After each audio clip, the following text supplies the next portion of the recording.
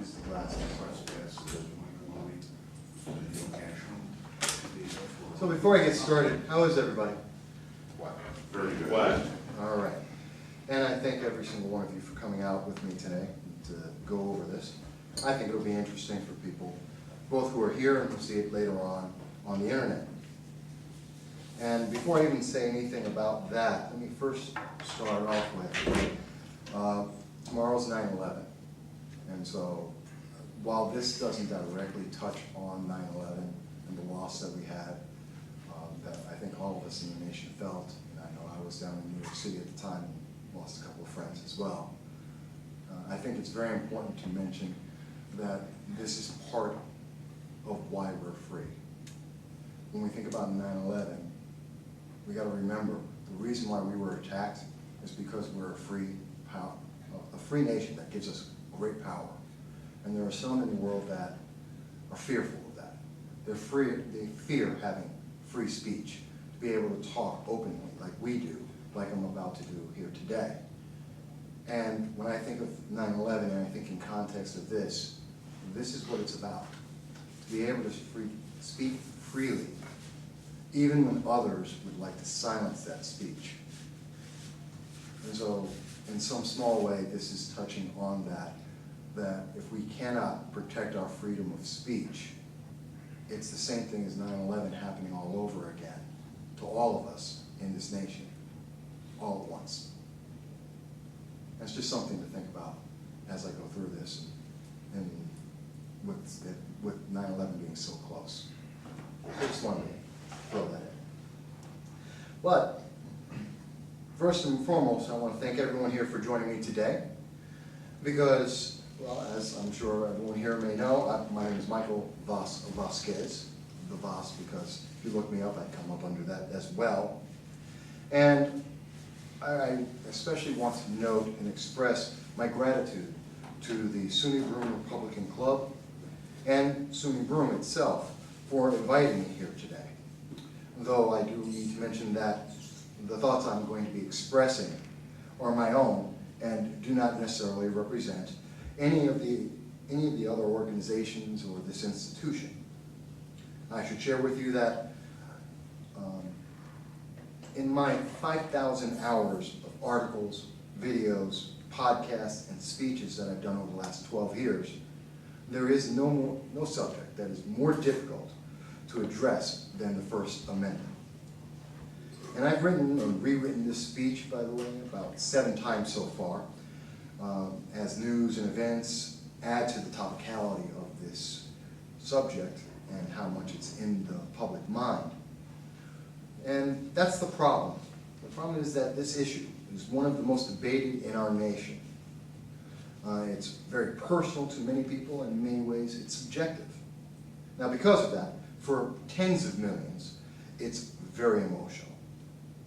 And when you add emotion to any discussion or any debate, logic and true discourse is normally lost.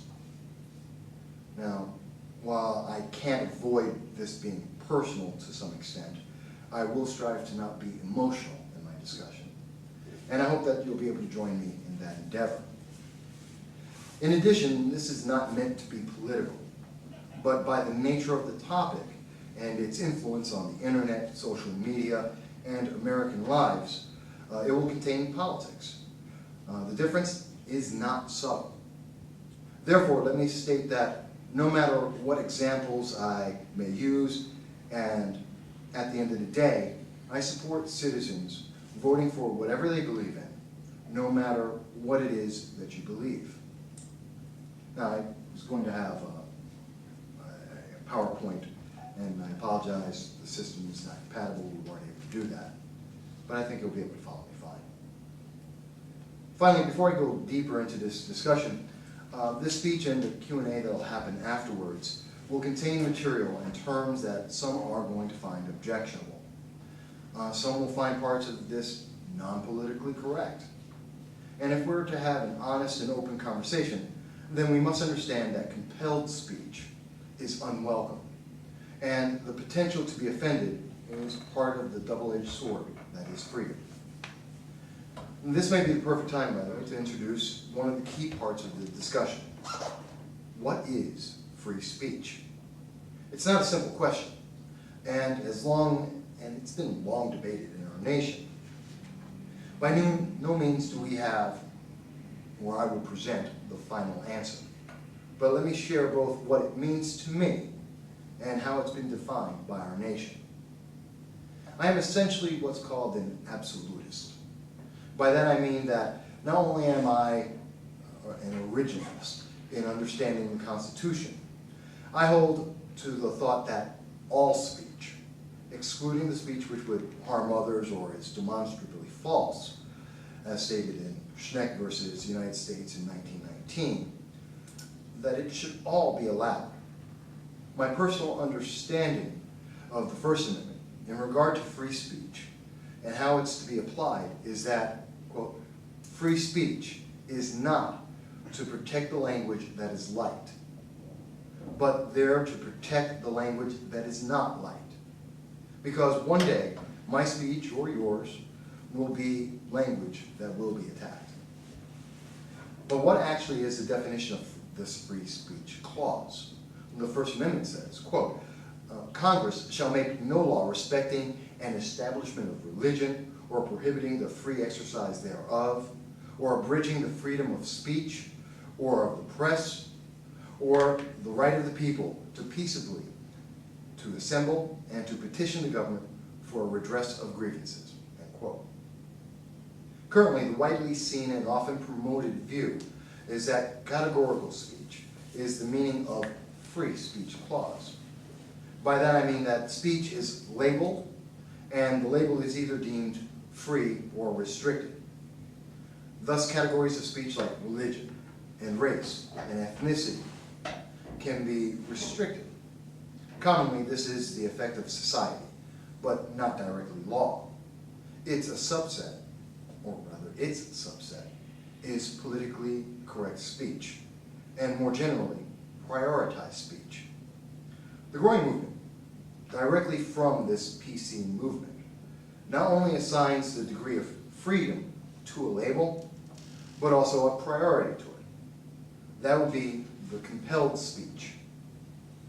An issue that is not new, and it's taken on a new life in the United States with the promotion of the transgendered rights movement and the similar debate in Canada as argued by Jordan Peterson, and recently in the Supreme Court case of National Institute of Family and Life Associates versus Vass. All of this was considered in 1972, though, as Justice Thurgood Marshall issued the majority opinion of the Supreme Court in ruling on the Police Department of Chicago versus Mosley. Quote, the First Amendment means that government has no power to restrict expression because its message, its ideas, its subject matter, or its content. I would add that the 1977 decision in Woolley versus Maynard, as delivered by Chief Justice Berger, quote, however, where the state's interest is to disseminate an ideology, no matter how acceptable to some, such interest cannot outweigh an individual's First Amendment right to avoid becoming the courier for such message, end quote. Which brings me back to the 2018 decision of Nilfa versus Becerra, and the opinion of Justice Kennedy in that case.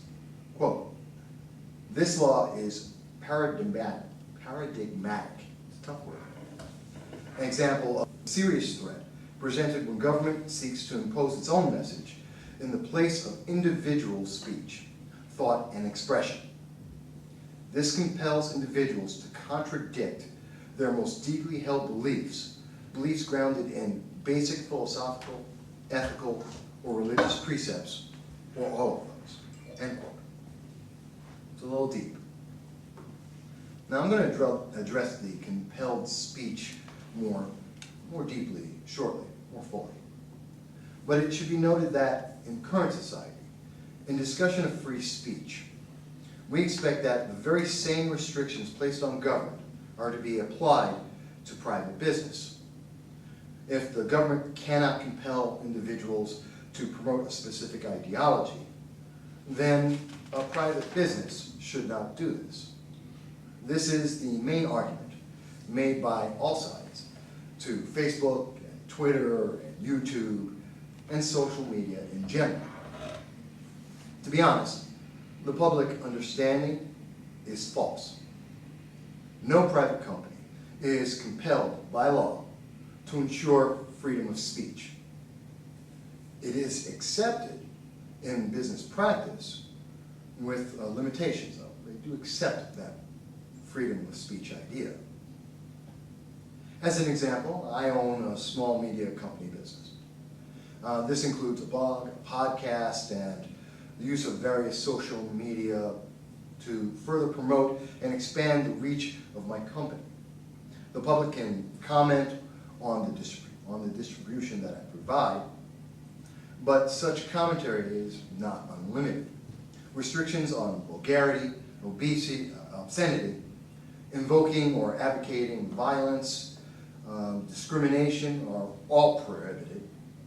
In addition, excessive attacks of a personal nature are restricted, if not outright banned. Now you may say, but Michael, you're an absolutist. And that would be a fair objection to me. Except that my personal rights are not my corporation's obligation. By the necessary function of business, restriction is of course required. Where in a personal interaction between us, it's not. Not just to adhere to an actual law, but also to adhere to cultural norms and expectations. So would this be considered censorship? In an absolute understanding, yes. It is, or is it, compelled speech? No. Is it a violation of free speech? No. But let's talk about censorship. Well, that's defined as, quote, the actions or practices of censors, especially censorial control, exercised repressively. And that's by Merriam-Webster.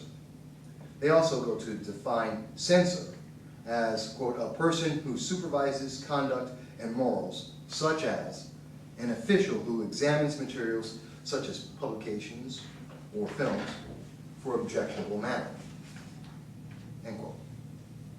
The key to understanding this question is a question of repressive action to delete, restrict, and or block speech.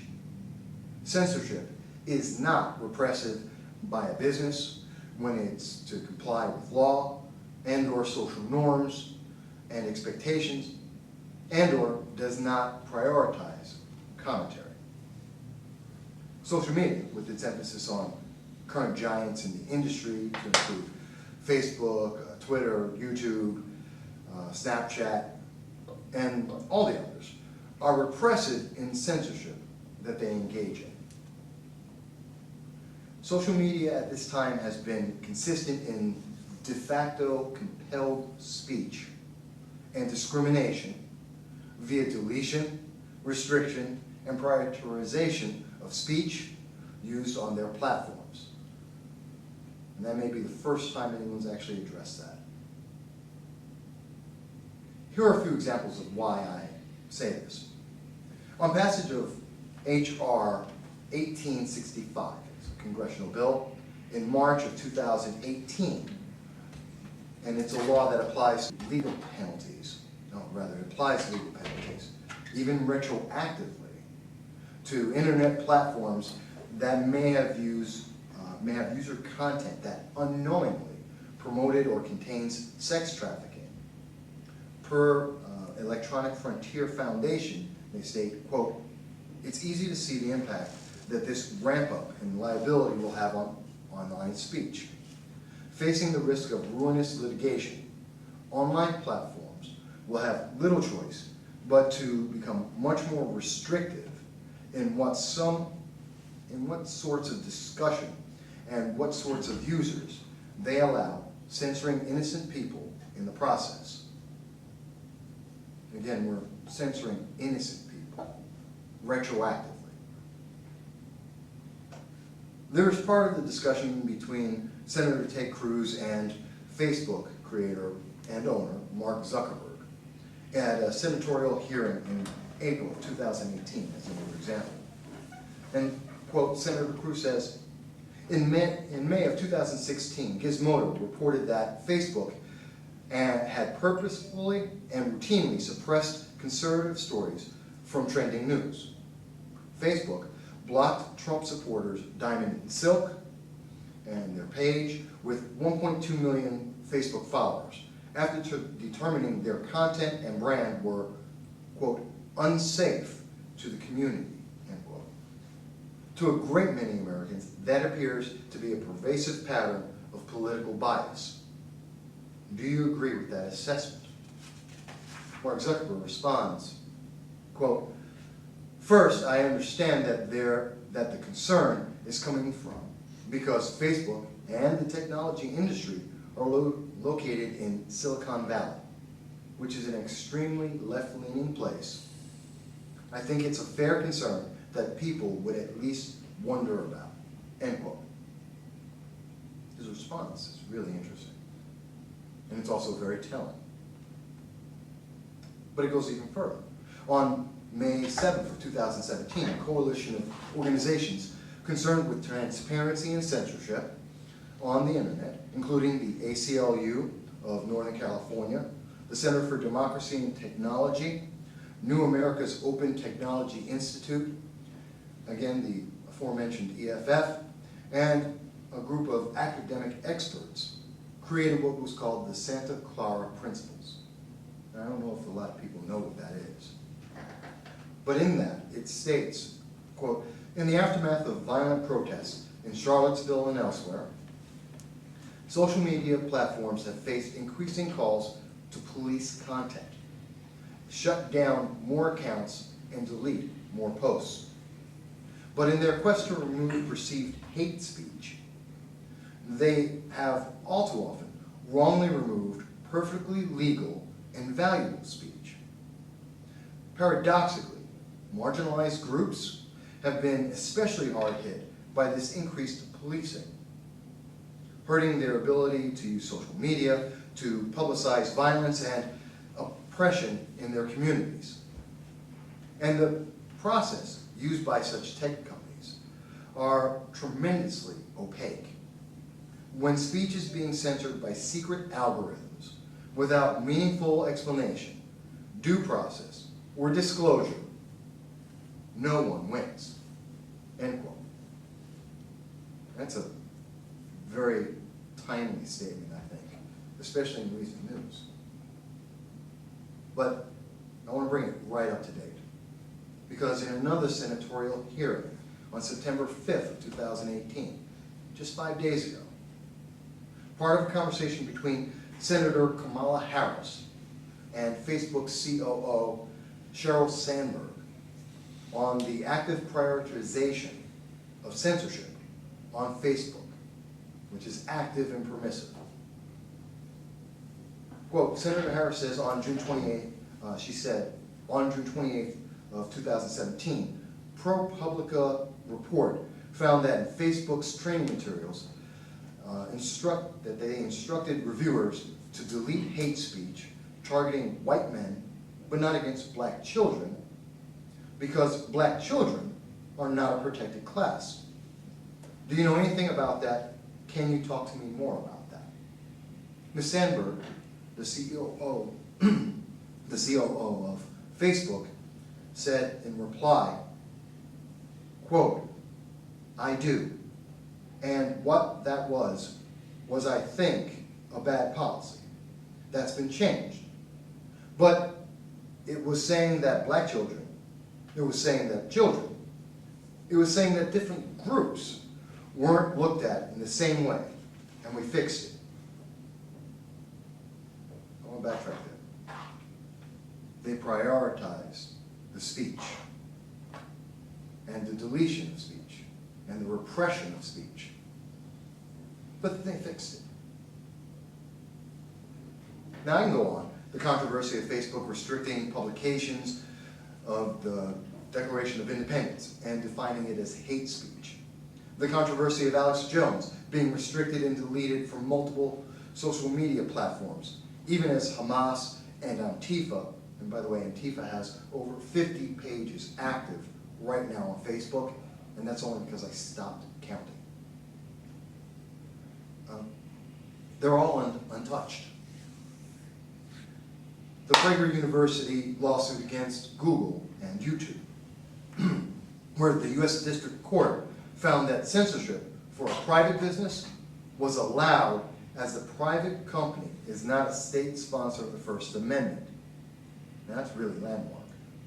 Quote, thus, contrary to plaintiff, Prager University position, Marsh, another a prior holding, does not compel the conclusion that the defendant Google are state actors and must comport with the requirements of the First Amendment when regulating access to videos on YouTube, unlike the private corporation in Marsh. Defendants who do not own all the property and control all aspects and municipal functions of an entire town. Far from it, defendants merely regulate content that is uploaded on a video sharing website that they created as part of a private enterprise. Now, that's a lot of legal jargon, so let me take a second just to break that. Essentially what they're saying is, because YouTube doesn't own the content, freedom of speech doesn't exist for that company. That's essentially what it breaks down to. That is the simplest way to say that. If you're a private company and you can say, hey, put your content here. You don't have to follow the free speech. You can censor anything you want. That's a bit troubling, because that's not what's being told to us, is it? And I do want to pause for a moment to look at what this means. The free speech clause under which almost any review states that speech is protected unless under extreme circumstances applies only against the government restrictions and those that directly assume the responsibility of the government. Private businesses is generally not included in that category, and thus we're allowed to censor speech, as I was just mentioning, unless directly prohibited by law in any manner that they wish. While it is the impression of the public that private companies that profess to provide their platforms, specifically on the internet, for active free speech and free expression of that speech, an opinion that these private companies promote and market and make billions, if not tens of billions of dollars on for these services, in practice and function, this is never the case. Therefore, we see that in function, adherence to categorization of speech, with an emphasis on politically correct prioritization, is the actual definition of free speech on social media. This is almost a definition of how to chill the free speech of American citizens. How many Americans have been disenfranchised by the seemingly arbitrary removal of Alex Jones, or the restriction of the Declaration of Independence, or the labeling of Diamond and Silk as unsafe for the community? An act that was which was final and unappealable until the public outcry forced Facebook to reverse their position. Or what about the 600,000 people admitted on September 9th in 2018 that were chilled and restricted because of an algorithm created by Twitter, as admitted by CEO Jack Dorsey when he was speaking on August 19th. And he did admit on August 19th, in addition, that Twitter is a left-leaning company, yet he claims that there's no bias.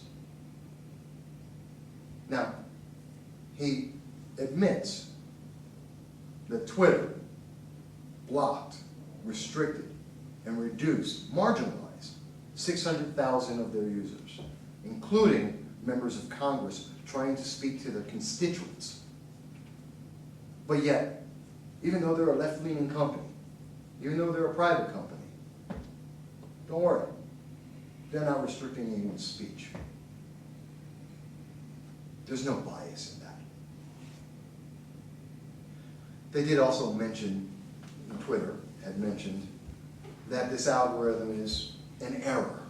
They did it by accident. And it's been corrected since that time. Do we notice a pattern? They keep making these errors. And they fix it once everyone catches it. And this has led many, including Forbes magazine, to conclude in part, quote, Silicon Valley companies, when confronted with questions of how they decide what is permissible speech online, simply remain silent and wait for the story to pass, rather than take the opportunity to provide their users with more detail on how the online world they call home works, end quote. Let me mention another personal example. On Facebook, I have a page, and created, entitled, Vass, Political Commentary. This page is directly a social media expansion on the news media division of my company, registered in New York State and recognized. Now, prior to the Senate hearing by Mr. Zuckerberg, that page had never experienced a blockage on any of the material that I may have promoted for that, none of the content. Though it had, like my personal page on time, experienced substantive delays in any post appearing or even comments appearing on there from time to time. Okay. Now, after the hearing with Mr. Zuckerberg, that same page was denied the ability to promote any article, regardless of the content, even after submitting to their request from Facebook to provide proof of my company's existence. And that happened twice. The only reason provided each time, repeatedly, and in block quote, was an attribution by no less than 3 separate censors saying exactly the same thing, was that this was political content and was restricted from my page. A political page from a political organization, news commentary, is restricted to provide political content. In September, without notification, this restriction was apparently removed by Facebook, as I have promoted one post since that time.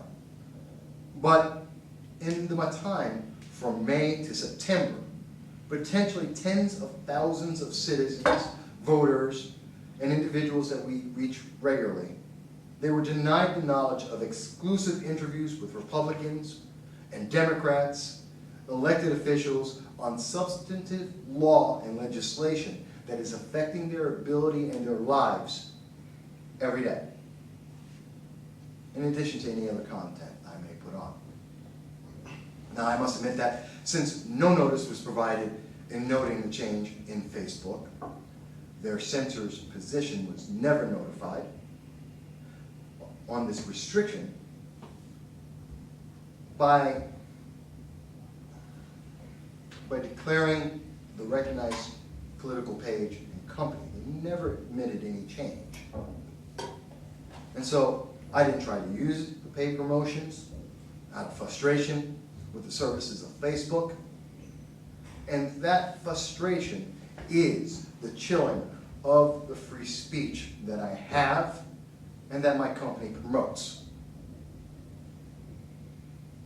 That's an example of how one business chills tens of thousands of Americans' free speech expression, knowledge, and communication. Sadly, my experience is not singular.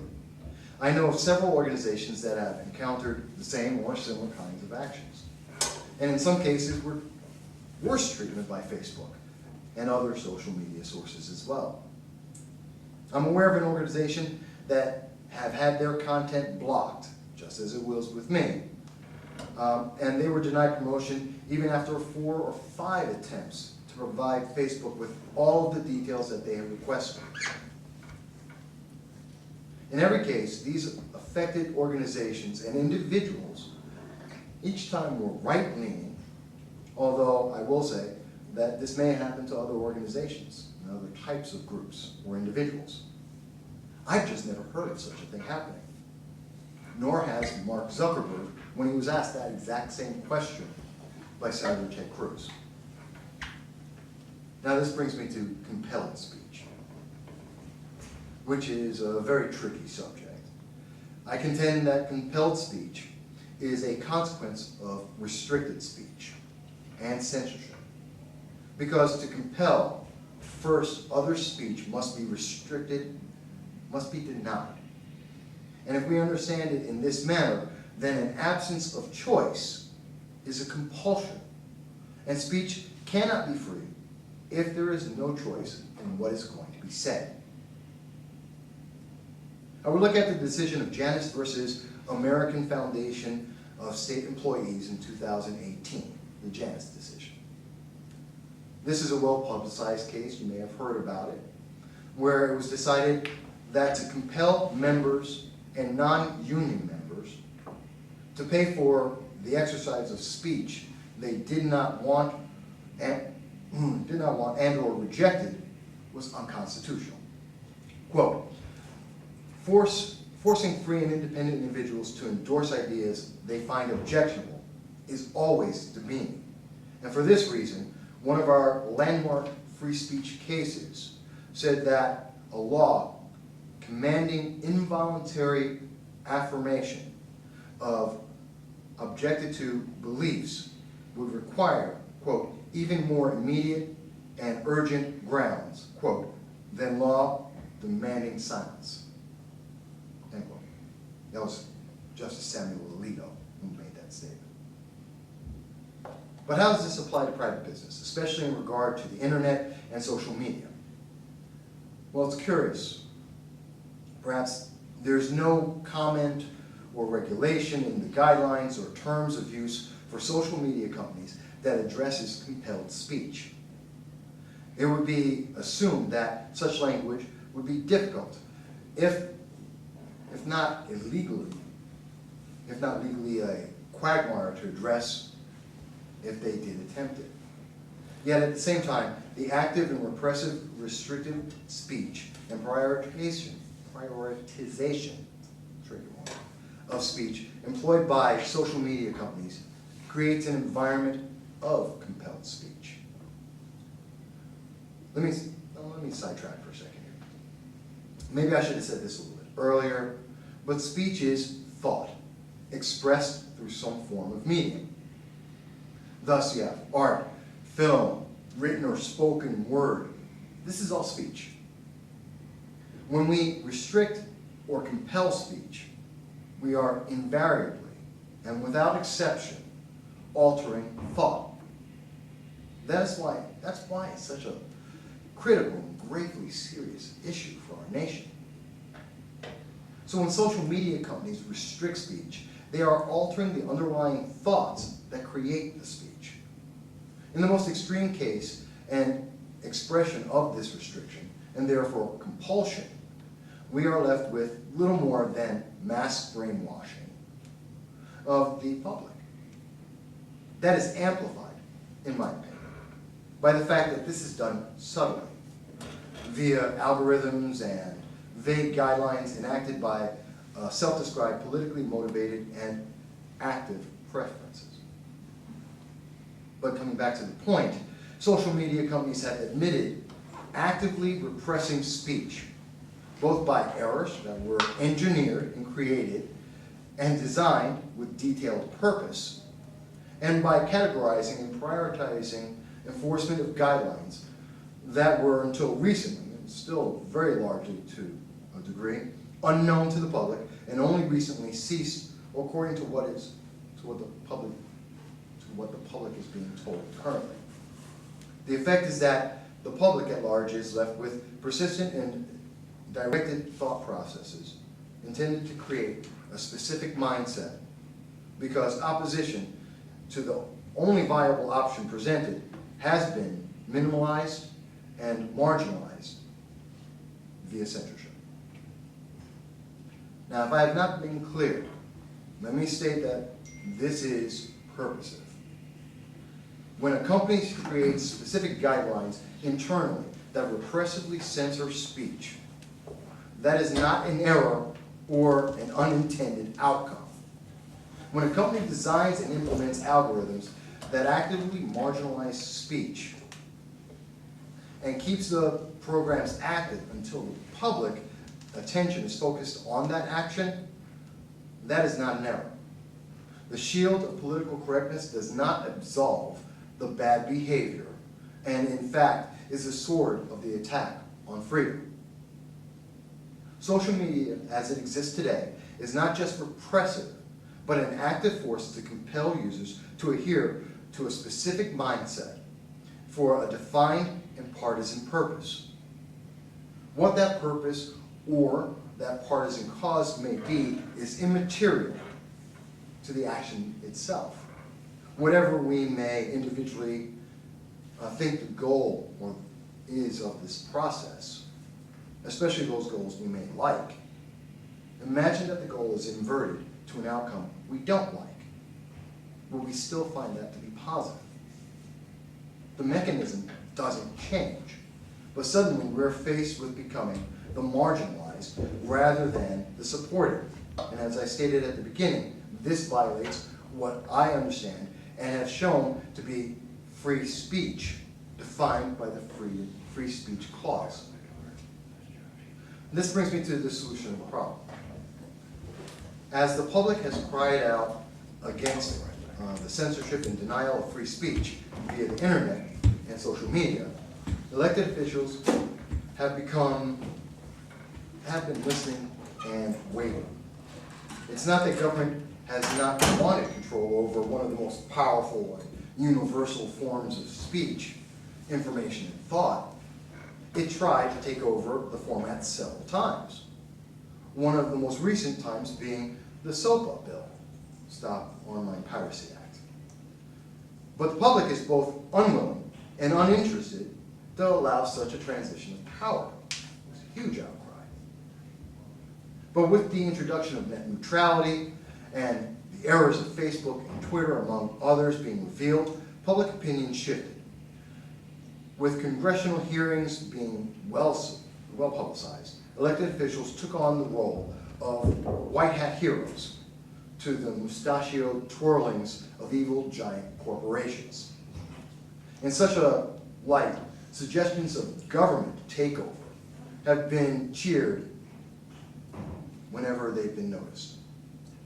It was just September 5th in 2018 when Senator Mark Warner stated to the Twitter and Facebook executives at a Senate hearing, quote, "I'm skeptical that ultimately you, those companies, will be able to truly address this challenge on your own.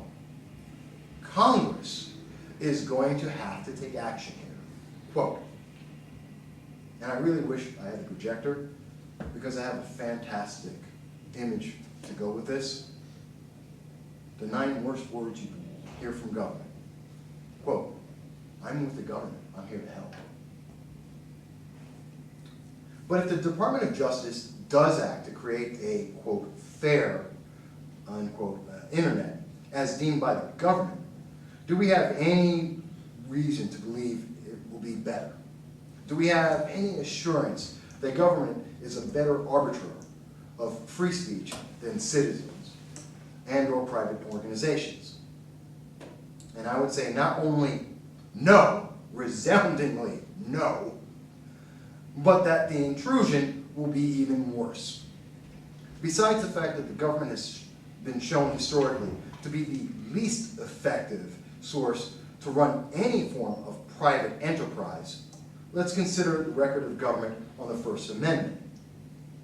Since at least 1882, there have been no less than 65 Supreme Court cases involving the federal or state government on aspects of free speech. That's not including the agencies or departments of the government at every level. It was just 46 years ago that the Supreme Court had to definitively declare that the government does not have the right to restrict expression. Even beyond that, how can we believe that the government control of speech, which is prohibited in any other format, would not be chilling in this format? Control over what speech appears on social media allows control over news coverage, political commentary, critique of elected officials, and the access as well as the discussion of politics among the public. All it would take is a little bit of vagary of the law, enforced with the full power of the government to silence whole swaths of the nation. And with that, American use of social media would become the equivalent of North Korea or China. My point, though, is not to denounce the government and government intrusion in public speech, whether it's social media, the internet, well, not completely.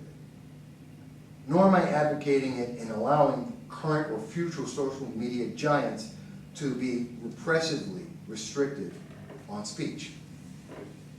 What I hope we can all take from this discussion is, first, an awareness that free speech on social media is dying, if it can be said to exist at all at this moment. That no matter the company, the core root of censorship has been planted and, like Pandora's box, cannot be sealed completely forever. These things are real and true, no matter what political or social preference any citizen or user may have. Secondly, the power to minimize and deter censorship and denial of freedom of speech lies squarely with you and I, the public. We are the most effective means of change, but that requires the first part of awareness and a willingness to be active, to put that awareness into action. Thirdly, we must fully understand that free speech, if it is lost in social media, is a domino falling that leads inexorably, sorry, it's a tough word, to a loss that speech in all mediums, as the connection is absolute. The only true difference in speech via internet and all other formats is the speed by which the communication can be received and responded to.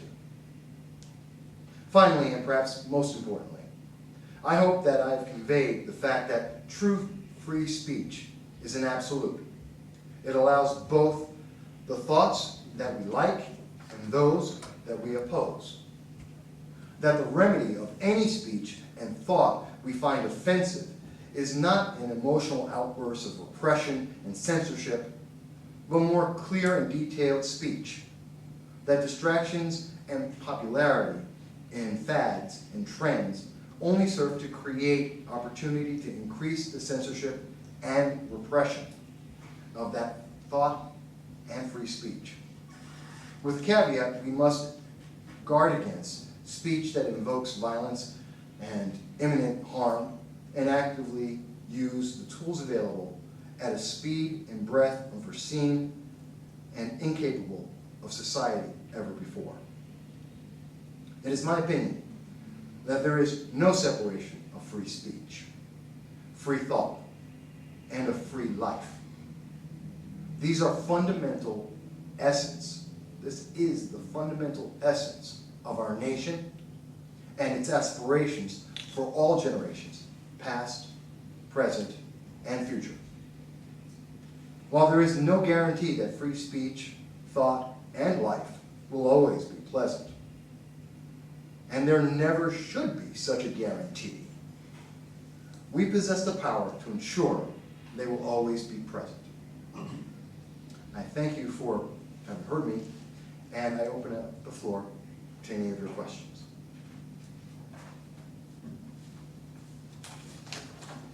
Oh, I like it. I silenced the crowd. Well, you got it covered.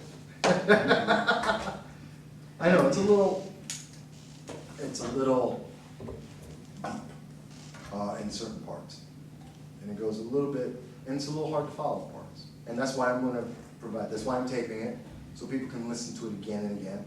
I'm also going to provide the actual written speech, so that you can go over it and check my sources. By the way, and again, I wish I had the PowerPoint presentation, because I can show you, just for this speech alone, what I've just gone over, required, those are a couple of sources. Here's more sources. And here's some more sources. And I got tired of showing all my sources. Okay? And that's still current and ongoing. I was rewriting it this weekend to get this final version, and there was still more I wanted to include. There are a lot of things I didn't touch on. And